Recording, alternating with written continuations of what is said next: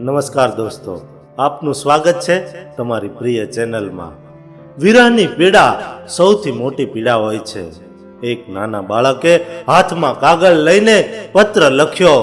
સરનામામાં લખ્યું ભગવાનનું ઘર, ચાંદા મામા પાસે, તારાઓની વચ્ચે, આકાશમાં। પછી પત્રની શરૂઆત કરી।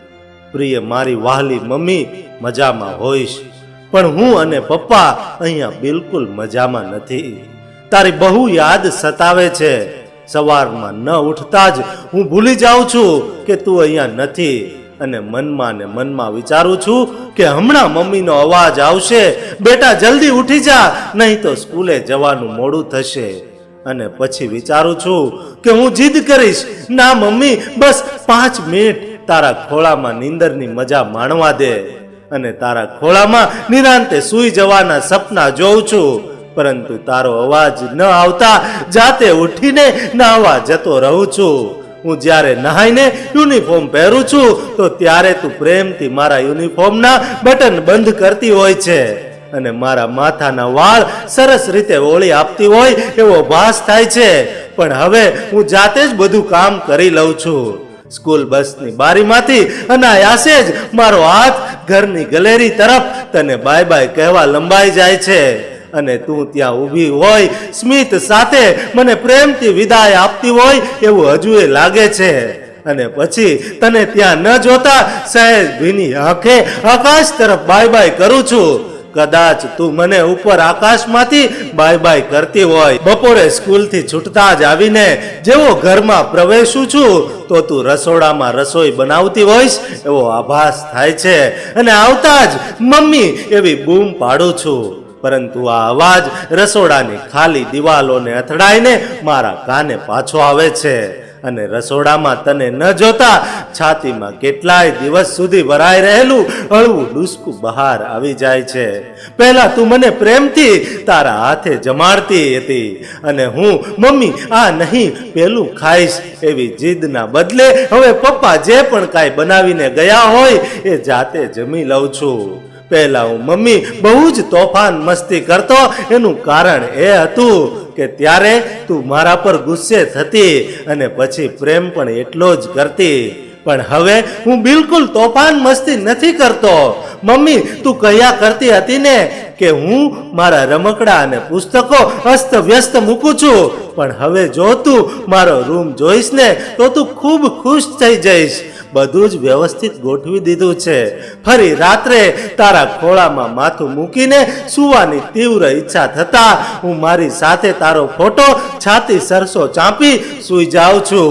તેનાથી રાત્રે હજુ પણ તું પથારીમાં છે, અને મારા માથા પર હાથ ફેરવી મને વાર્તા કહેતી હોય એવું સતત લાગ્યા કરે છે। બસ મમ્મી, એક રાત્રિ જેવો સમય છે જ્યાં હું મન ભરીને રડી લઉં છું, અને છેવટે છાતીમાં ડૂસકો લઈને સૂઈ જાઉં છું, એ આશા સાથે કે તું સવારે પાછી આવી જઈશ। સવારે ઉઠતા જ મારી આંખો મમ્મી તને રોજ શોધે છે। મમ્મી, તું ક્યારે આવીશ? બધા એવું કહે છે કે તારી મમ્મી ભગવાનના ઘરે જતી રહી છે એટલે પાછી નહીં આવે, પરંતુ હું રોજ ભગવાનને પ્રાર્થના કરું છું અને પાછી મારી પાસે મોકલે।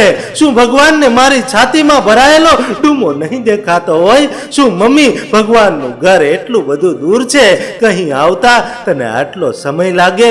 પપ્પાને રોજ કહું છું તને ભગવાનના ઘરેથી લઈ આવે, પણ પપ્પા મારી વાત માનતા જ નથી।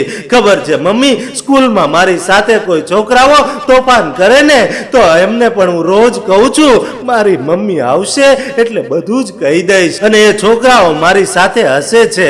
મમ્મી, તું સાચે આવીશ ને? તું આવીશ ને તો એ બધા ચૂપ થઈ જશે। બસ મમ્મી, એકવાર ભગવાન પાસે મંજૂરી માંગીને એક દિવસ માટે મારી પાસે આવી જા, જેથી એ એક દિવસમાં તું મને સવારે પ્રેમથી ઉઠાડી સ્કૂલે મોકલે। તું ગેલેરીમાં આવીને મને બાય બાય કહે, અને હું હસતા હસતા સ્કૂલ જાઉં। બપોરે આવીને એકવાર તારા હાથથી પ્રેમપૂર્વક જમી લઉં। સાંજે તું અને હું ગાર્ડનમાં જઈને ધરાઈને રમી લઈએ। તારા ખોળામાં બેસી તને વહાલ કરી લઉં. છેલ્લે રાત્રે તું મને પ્રેમથી માથામાં હાથ ફેરીને સુવડાવી દે.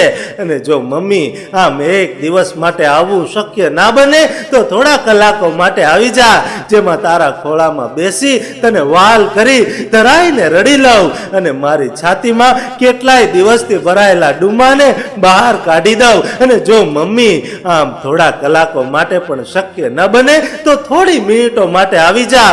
હું તારા બંને ગાલ પર એક એક પ્રેમથી ભરેલી પપ્પી આપી અને તું અને મારા ગાલ પર એક પ્રેમથી ભરેલી પપ્પી આપીને જતી રહે છે.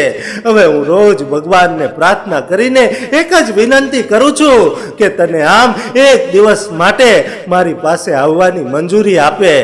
લિખિતન તારા વિરહમાં ઝૂરતો તારો દીકરો. આભાર.